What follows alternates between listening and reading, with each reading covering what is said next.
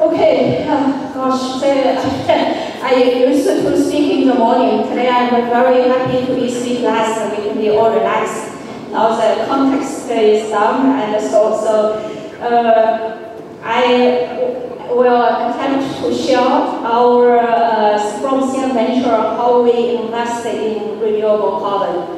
And this is a huge topic, as we have already heard from the whole day. Like there are so many categories and so on. So I will try to be efficient at sharing our view on this topic.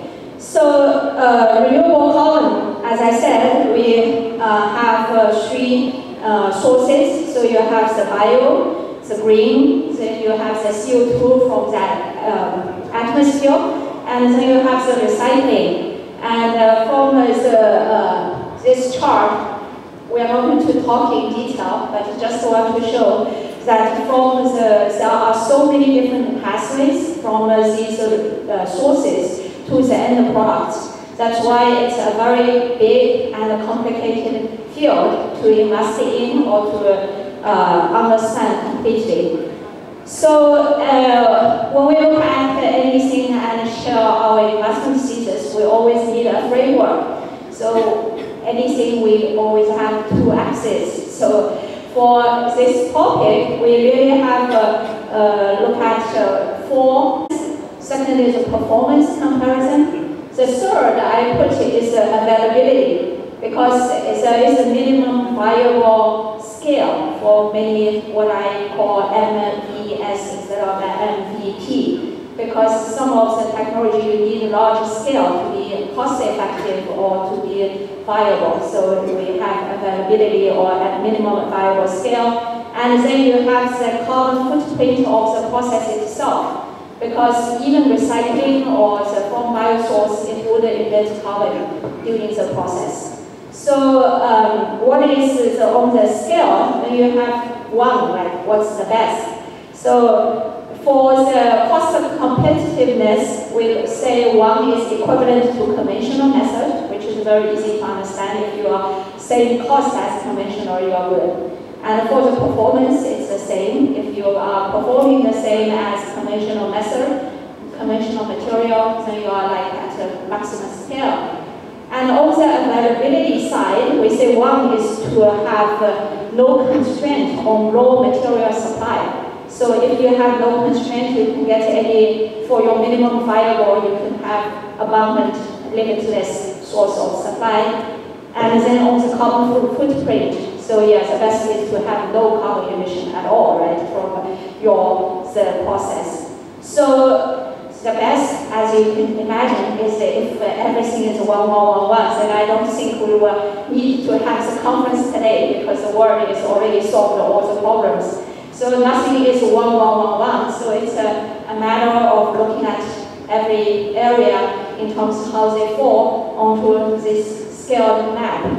I want to say that there's also another criteria which a lot of it's often talked about, which is technology readiness level. So I thought about that, whether we have a TRL level on this chart, but I believe finally in the technology readiness level it will show up in either the performance or the cost. And so I'm more looking at from the user perspective or the customer perspective. It's more about cost and performance, availability, and are you adding or reducing carbon. So here are why we have these four criteria.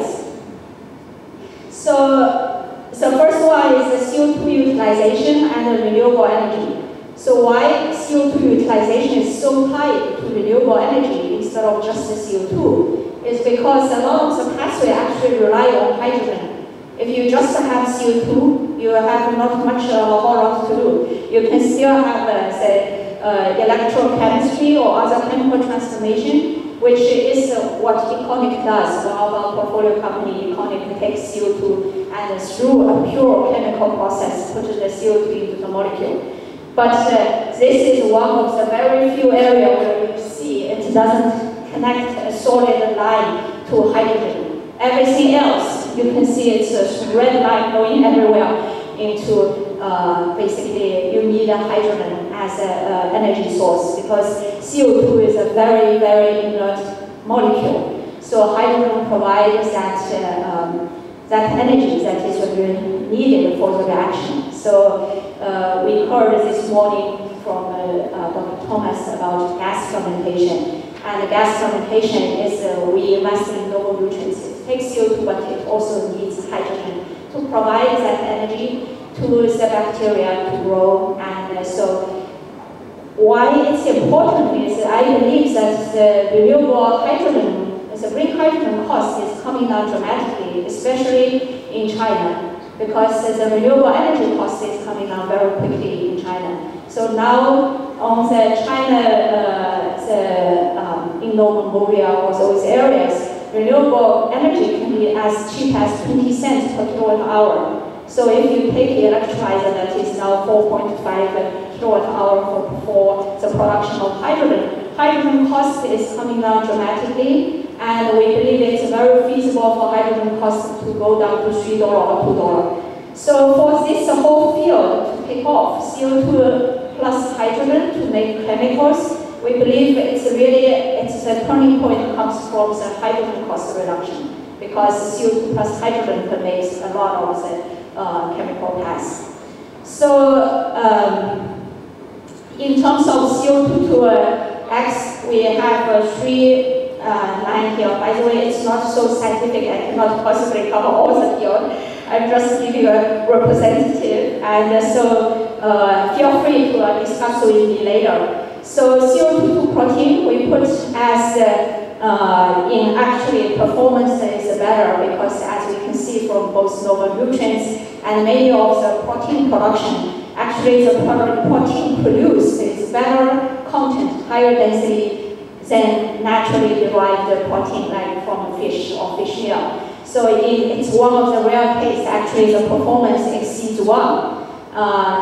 And for the kind of no nutrients process, the CO2 carbon footprint is close to 0, because it actually takes the whole CO2 and doesn't emit anything. If you start with methane, you will still emit CO2. And then the abundance of availability, CO2 and hydrogen, we believe is going to, if it's not green hydrogen, at least green hydrogen is very, very abundant. So CO2 availability is 1, and then but the issue is the cost is still higher than at this moment.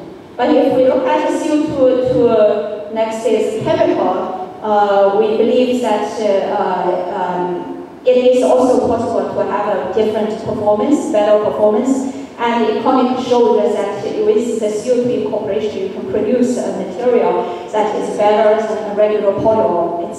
So that is also very good. And then, but the CO2 to fuel, we believe it's actually very costly currently, and so the cost scale-wise it's low. So here is our understanding of from CO2 source for renewable carbon.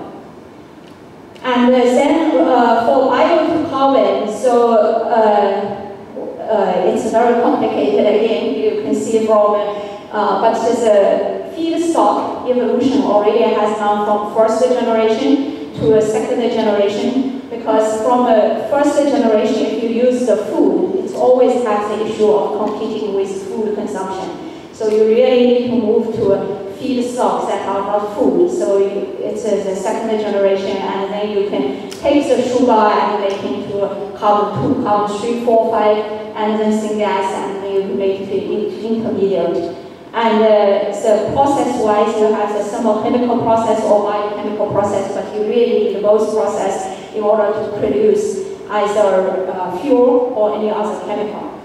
And in general, I think some panelists or said this morning, probably question. In fact, if you look at the life cycle of biofuel, considering everything from planting to collection to final disposal, it's actually not clear that this whole biofuel thing, the carbon footprint is that low. So there's also argument whether this carbon footprint is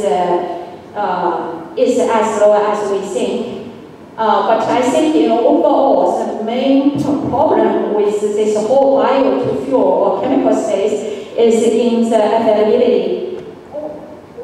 Sorry, it almost failed. So yeah, also bioavailability, because it's a raw material. If you are talking about stores or agricultural waste, it's very difficult to gather enough with a reasonable transportation range.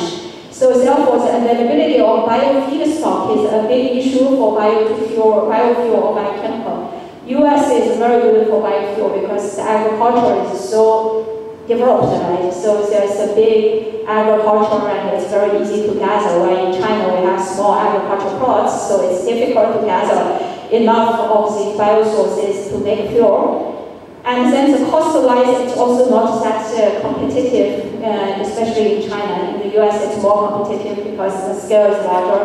And then the performance-wise, the bio has much less carbon content or energy content. So the biofuel tends to have less energy density versus a regular petrol source fuel. And then you still have carbon emission from biogenic carbon, so during the process. So overall, it's a challenging field, especially in China, to invest in because of all these factors. And then so finally, it's the circular economy. So this represents circular economy from raw material to end product, and then you collect how you recycle, refill, and reuse. So that covers the battery recycling, plastic recycling, and so on. So here, instead of looking at plastic recycling, since we heard a talk from Yulia and we will see more later. So there are three methods, right? Chemical recycling, physical recycling, and enzymic recycling. So if you look at the physical recycling field, the cost is still higher than virgin currently, at least. And the performance is lower because mechanical recycling you will get lower polymer out of it, and then it has some carbon footprint. And more importantly, it's really difficult to gather enough of this. So the gathering of the plastic is a very big topic, a big challenge. And if you look at the enzymic recycling, I have it. Performance-wise, it's worse, and cost-wise, it's worse, but it's better for availability because it needs a very little scale in order to just put some enzymes to start digesting the plastic.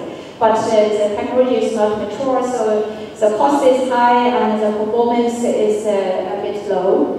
And then you have the chemical recycling, which really wouldn't make virgin plastic since it goes back to the oil. So the performance-wise, there is no deterioration from a virgin plastic, but the availability is even worse because to get plastic back into oil, you need a huge scale. It will only make economic sense at huge scale. So at any less scale, it wouldn't. So the scale availability is the biggest challenge for chemical recycling, and also you have carbon footprint since it has to go back to the oil, and it goes. It's an intensive process. So, and then we are also looking at solar panel and battery recycling, which is different than plastic recycling because it's actually a complex multi-component system recycling. And so it always takes physical plus chemical plus heat. So for either battery or for solar. And it's aimed to recover useful ingredients. So it's either in battery it will be a different metal, in solar it will be silver and glass and silicon.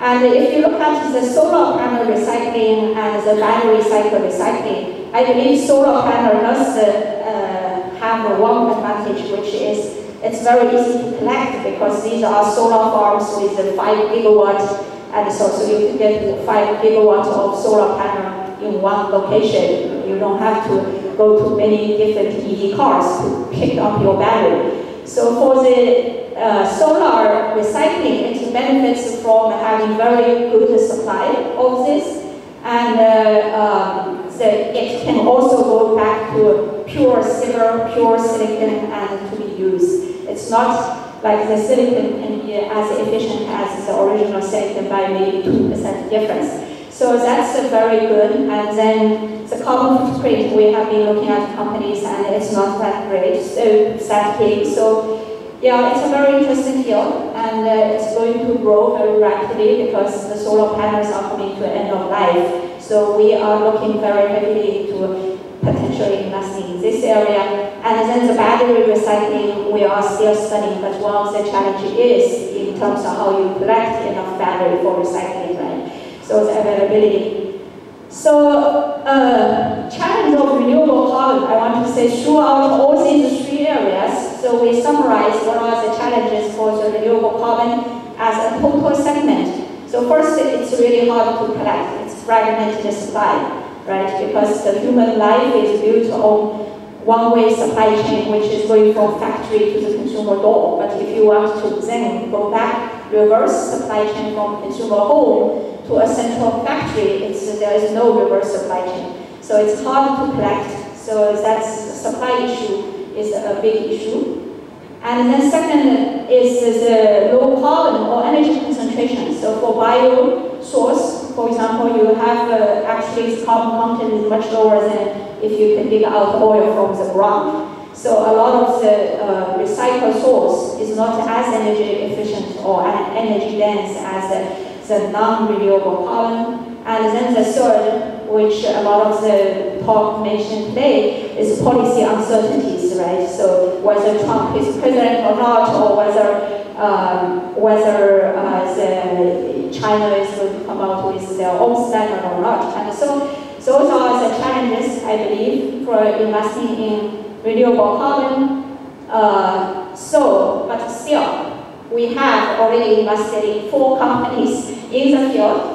So Enwise is taking bio to energy, and Econic and Noble Nutrients is taking CO2 to valuable products, and Sengon is doing recycling of the plastics. So I've been thinking, my God, it's what do they have in common, right, to address those challenges? So first is the supply challenge. So what our portfolio company has found solving it is to basically have supply partnership. So Enwise is a partner, their big customer is PepsiCo, and they pay potato peel, which is a waste. So you are building your thing inside the PepsiCo factory, so you don't have to collect the organic waste. And because it's a waste that PepsiCo needed to pay to get rid of, so you don't have raw material costs. So that's very good. And Econic is a partner is invested by Renewable, which is a French oil and gas company, and Noble Nutrients is invested by Woodside Energy, which is Australia's largest oil and gas company. In order to do what? Access to source, CO2. These are big CO2 emitters. And then Sengon is a partner with CTC TO Express and doing the recyclable bag. Without these singular customer supply partnerships, startups, there's no way to secure the supply that you need to make a profitable business. So that's one. Supply partnership. You need to be able to secure the source of your renewable carbon supply. And the second is new and better products. I don't believe that you can sort of just sell a repeat or replacement product. Actually, it needs to be a new or better product. So Enwise, for example, their technology is 70% footprint less than wet and rolled digestion before. So it enables PepsiCo to put it inside its plant, where before it's so big that there's no one that can put it inside their own plant. So that's a new process. And Econic, we have heard from Changhua, so I'm not going to go into details, but it's come out with a better polyol. It's not like an exact replacement of the current polyol. It needs to be better in order to be adopted. And Noble Nutrients, we heard from Thomas, it's much better protein. It's a higher protein density. And in fact, Woodside Energy conducted a trial. Apparently, they had to stop the trial early because the fish likes to eat so much that they got too big. So that's a better product in test. And then finally, Sengon is a new and a better product, and the recyclable bag is not seen before. So the company will introduce themselves, so I'm not going to introduce here. And then most importantly, I think the third is to make money for customer. I don't to counter the policy uncertainty. Basically, if you are relying on policy or regulatory drive, I don't think it's very sustainable. We can change presidents, we can have different regulations, but if you make money for customers, that's always a winning solution. So all 4 of them, the companies here, their customers make money. So I want to summarize those are the 3 features why we can still invest in these companies despite the general challenge in this sector. So Renewable Carbon 1 company at a time.